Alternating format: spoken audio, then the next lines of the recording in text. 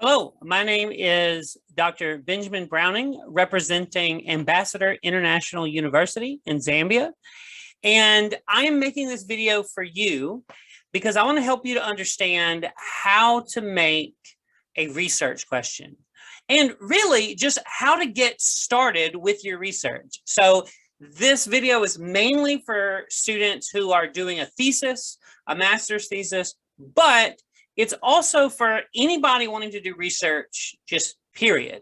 So I want you to first have something in your mind. By the time you get to this point where you're wanting to start research, you need to start with one really important thing, and that is a topic.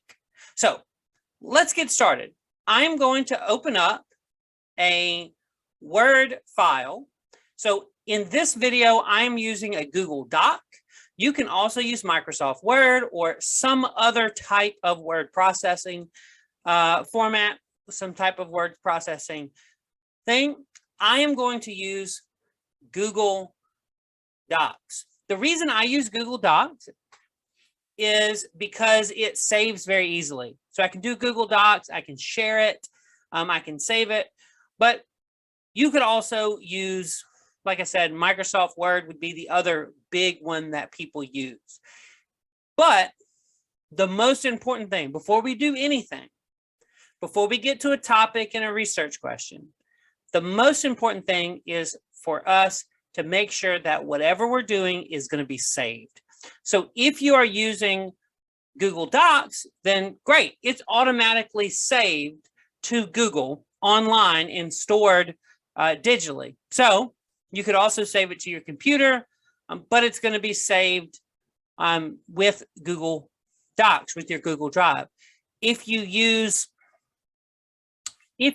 something else like Microsoft Word, then you could use something like Dropbox, or you could also use Google Drive or Google Docs to back up your work, but always make sure you save your work.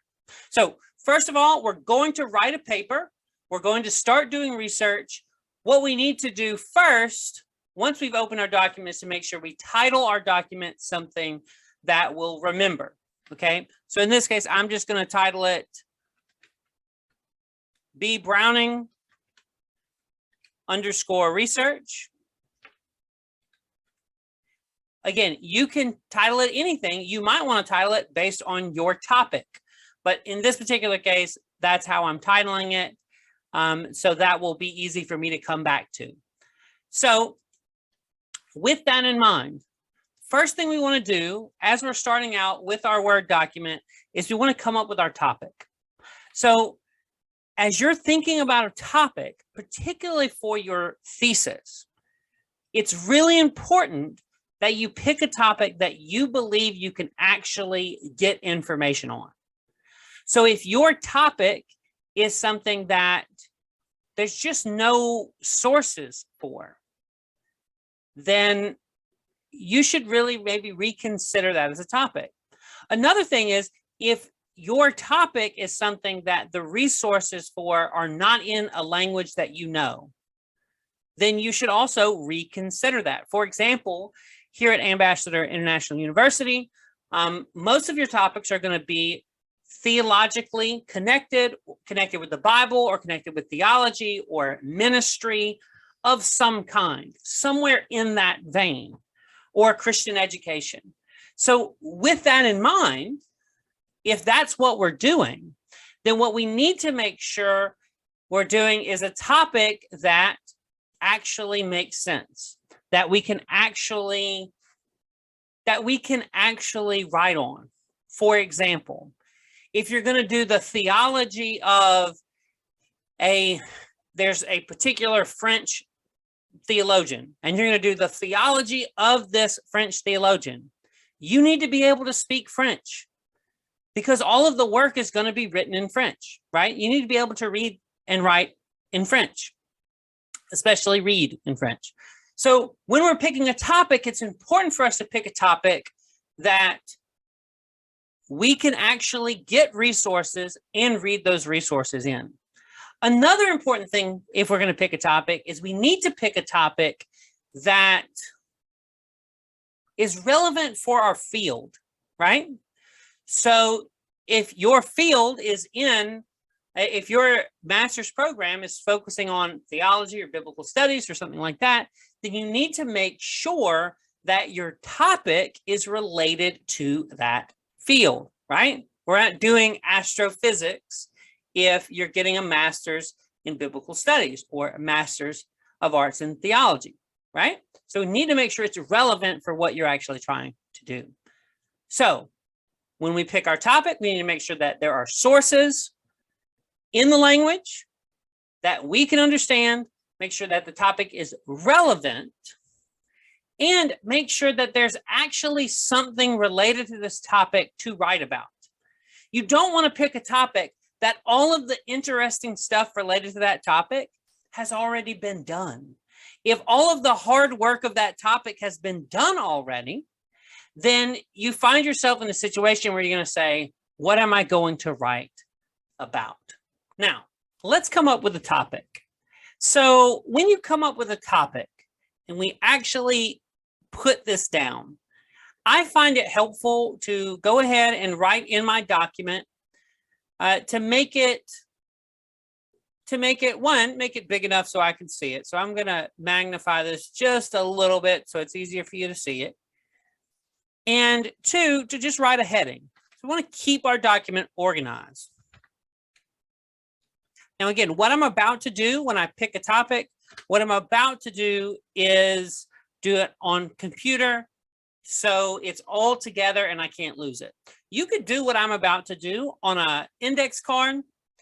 You could do this on a piece of paper. You just need to really make sure that you have a filing system where you're keeping track of it and you don't lose it. Because the last thing you want to do is to get a perfect research question and then lose it, right?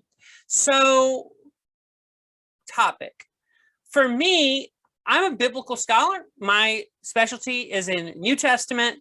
So a lot of times when I pick a topic, I'm going to try to pick something that's more focused in that field.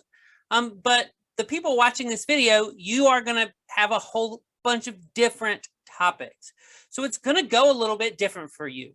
Some of you may pick a more theological topic like the doctrine of the Bible.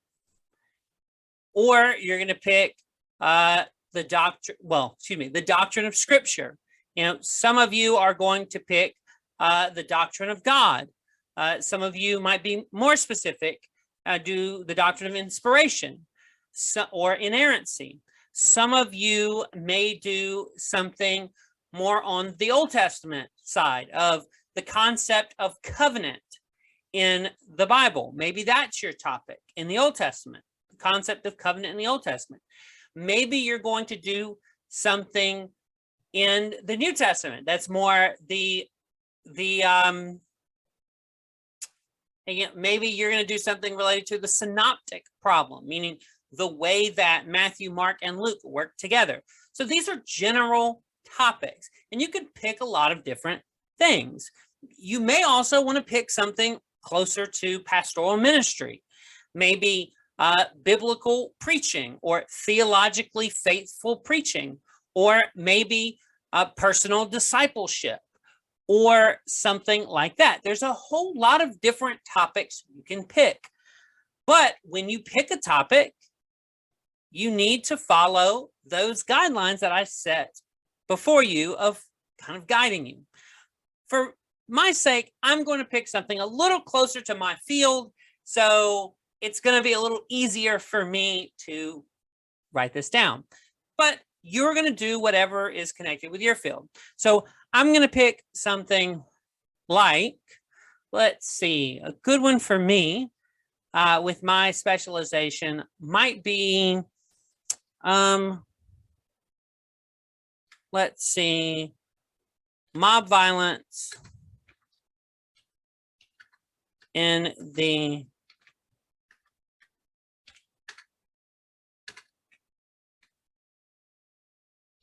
New Testament. Okay, so that's a nice general topic there. Mob violence in the New Testament. Some of you are wondering, why did he pick that topic? Well, I picked that topic because my dissertation is connected with that topic. And So I have a published book on this topic. So it's easier for me writing. Again, your thesis is going to be on something different. That's fine. So my topic, general. Okay, mob violence in the New Testament. Well, that's actually maybe for a thesis, that's going to be okay as a topic. If you're writing a smaller paper, that might be a little too broad. Okay, you might want to narrow that down to mob violence in a particular passage. So I would narrow that down. Maybe personally, I'm going to narrow this down a little bit more. I'm going to narrow this down to the riot in Jerusalem. Okay, so the riot in Jerusalem. Now that's even more specific. So I've got us in a specific passage that takes place over the course of about 2 chapters in the book of Acts. So if that's my general topic, well, the next thing that I really want to do is I want to go and look at some general sources related to that, right? I have my topic. Now I'm going to need to do a little bit of research to figure out how do I narrow this topic even more? Because I have to work this topic into a research question. And a research question is the question that guides all of the research that I do. So I have a general topic, the riot in Jerusalem. So probably the first thing I need to do if I want to narrow my topic into a question is maybe do some reading of the actual text. So here's what I can do. Let me kind of go and actually read the Bible passage that this is in. So I'm going to stop sharing that screen and I'm going to do something that's very simple. If you are going to do a passage that is related to a book of the Bible, you should read that text, right? So I can go, there are several sources I can go to. In this case, I'm just going to do a quick Bible search. I'll go to Bible Gateway. It's a great source to look at things. There's also Blue Letter Bible and other things. Again, this might not help you quite as much if you are doing a little more of a theological topic, but I think it will be helpful in general. Acts 21, going to look in Acts 21, bring that up to verse 15. And what we see here in Acts 21, verse 15, is we see the beginning of Paul getting into Jerusalem. And we're going to see eventually he's going to get to the part where there's actually going to be the mob attack on Paul. So what I would want to do here at this phase is to read through the text multiple times, right? And as I'm reading through the text, I also want to start asking questions of the text. Things like, why did that happen? Why did they do that? Is that normal? Like, ask these types of questions. So as I'm going through reading this text, I'm asking all of these kinds of questions. And these questions will hopefully start to guide me to have really specific questions. And as I'm reading these questions, I'm also going to go to commentaries. If you're doing a topic that's not on a specific passage, then you'll read journal articles or monographs, which are just standalone books, also on that topic. And the whole idea is that as I'm doing this research, once I have my general topic, as I'm doing this research, it's going to get me to ask questions.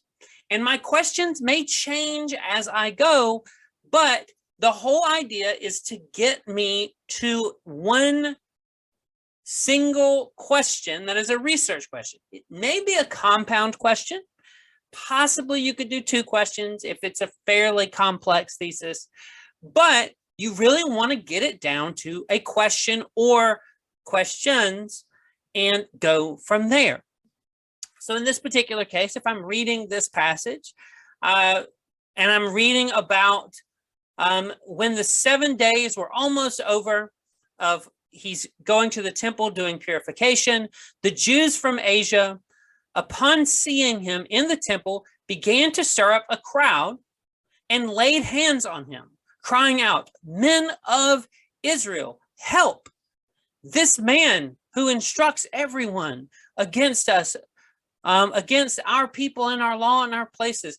And they're going to go on and they're going to stir up a crowd, and this mob is going to beat up Paul, and they're going to beat him up really, really bad. So one question that you may have when you see this, when you read this, one question that you may have is, was this common? Was it common for there to be mob violence like this? So what's going to happen if you have that question is, maybe you start by formulating a research question that goes something like this. Was mob violence as recorded in Acts 21, 27 through 40 common in the ancient world? Okay, maybe that's your question. Okay, well, what you want to do now is go look at sources and see, is this a simple yes or no question? Well, actually it is. It's a simple yes or no question. The first rule that we want to make sure we avoid when we are doing a study and using research questions is simple yes or no questions. So if my question is, was mob violence such as that which is recorded here common in the first century? The answer is yes. Josephus records just in Jerusalem alone multiple instances of civil unrest, mob violence. If we expand that to Alexandria and to Rome and use other authors like Philo and Tacitus and Plutarch and Suetonius, then we realize, oh my goodness, mob violence was extremely common. So that question doesn't really work. It's a yes or a no question. Was it common? Yes, it was. And you could do a very quick search and get the answer to that question. All right, so the text has given me a question. I went and I looked at resources. I read commentaries. I looked up, and very quickly, my commentaries are going to tell me, hey, this is a common phenomenon, and I'm going to be able to find sources that back that up. Okay, so, what's some other questions? Well, we can keep reading through, and we can see all kinds of things. And as we read through, maybe we also, as we're reading through, we go back and we read the commentaries that are about this issue. Me, personally, as I read through this, I found one thing in particular very interesting, and that's when we get to verse 37. Well, really, we can start at 35. You're going to see here, it says, when Paul got up the stairs, it came about that he was carried by the soldiers because of the violence done by the mob. So Paul's gotten beat up really bad. He can't even walk up the stairs.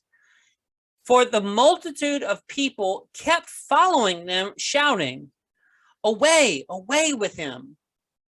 And as Paul was about to be brought into the barracks, he said to the commander, "May I say something to you?" This is the Roman military commander that's helped him out. And he goes through this exchange where he's like, "Oh, do you speak in Greek? I thought you were an Egyptian." And there's this whole big exchange. And then we get to verse 40, and something very interesting happens in verse 40.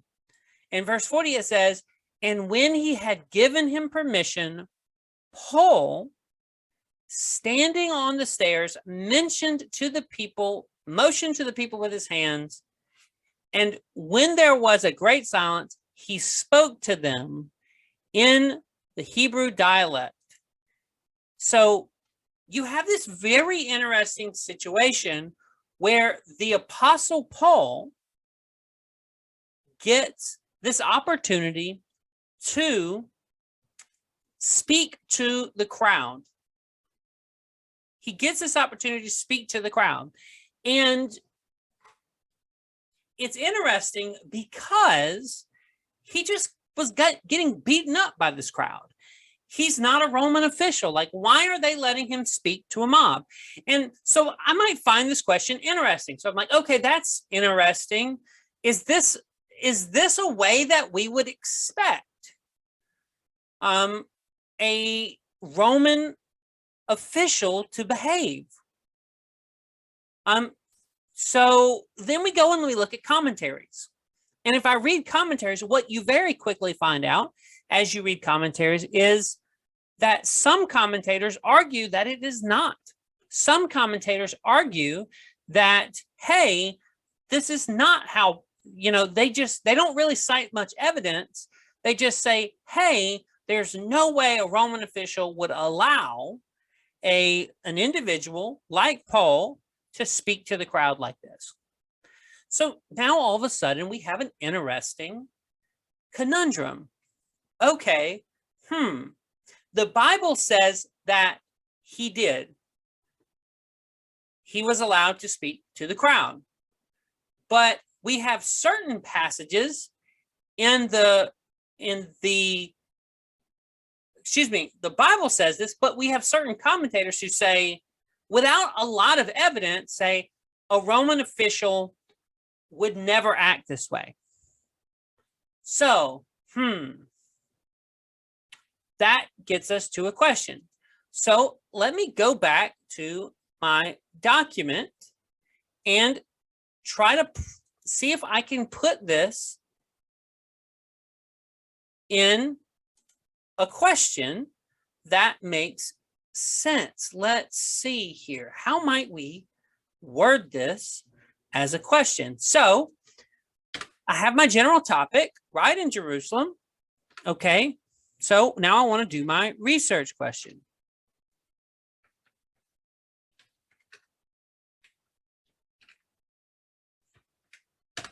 So one way I could do this would be to say, okay,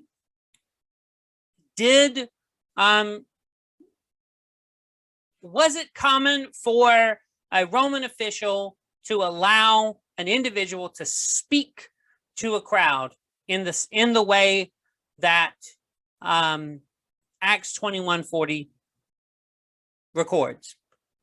But again, there's a problem there because it's a yes or no question, right? And a yes or no question is really bad for a research question. So that doesn't mean in this case that we should throw it out. It just means that we should phrase it in a way that actually allows for quality research. So the situation we have is we have this unusual passage. Here we go. Paul is given permission to speak to the crowd. All right. And we have Roman official, and we have other commentators saying that's unlikely. So, how might I word my question? Maybe I word it like this. Was the Roman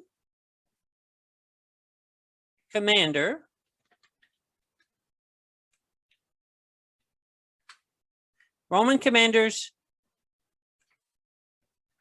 decision to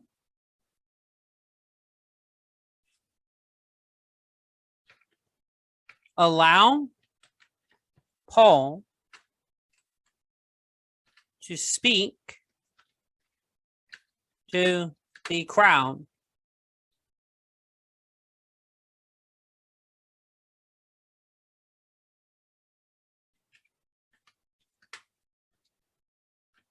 consistent with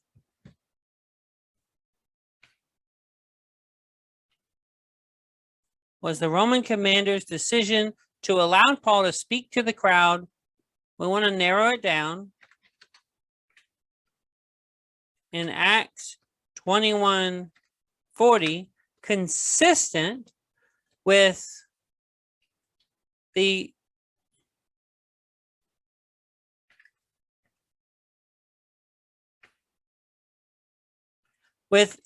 behavior of other Roman officials of the time. Okay, maybe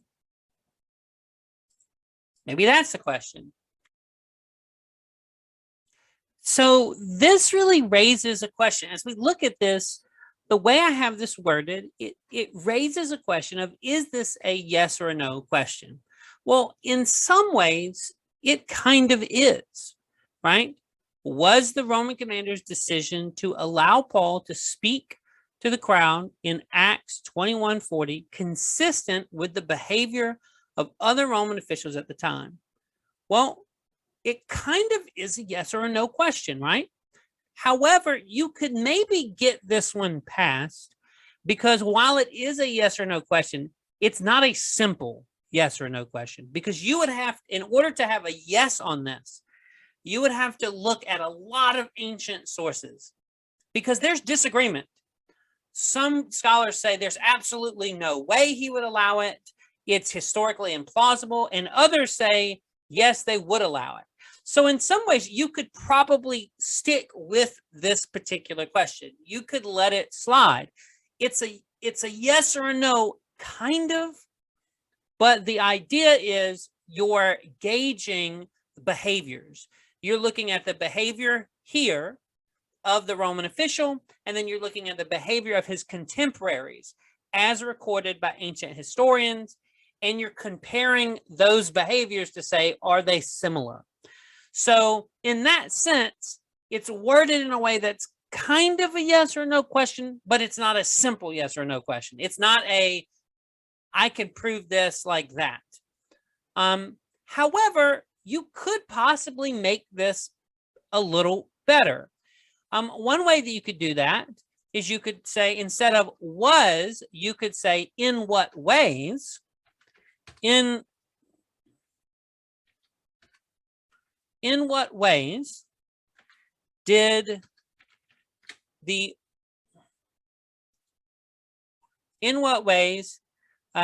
Roman commander's decision to allow Paul to speak to the crowd in Acts 21:40 mirror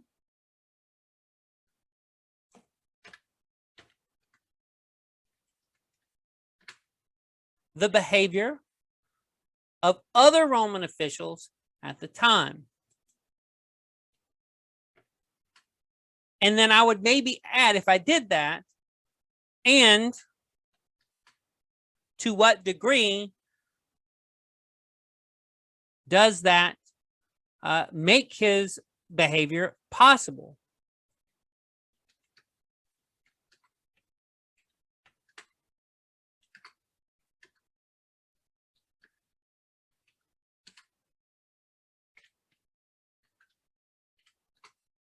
Or, yeah, possible, or you could even say plausible.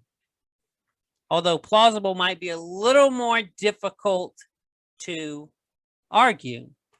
Possible being, yeah, it could have happened. Plausible being, it's likely that it did happen. More likely than not that it did happen. So notice what I did here. I made this research question a little more substantial. It's longer, it's a little more complicated, but I did make it a little more substantial. So in what ways did the Roman commander's decision to allow Paul to speak to the crowd in Acts 20:40 mirror the behavior of other Roman officials of the time? And to what degree does that make his behavior plausible? So what I really have is I have a compound question.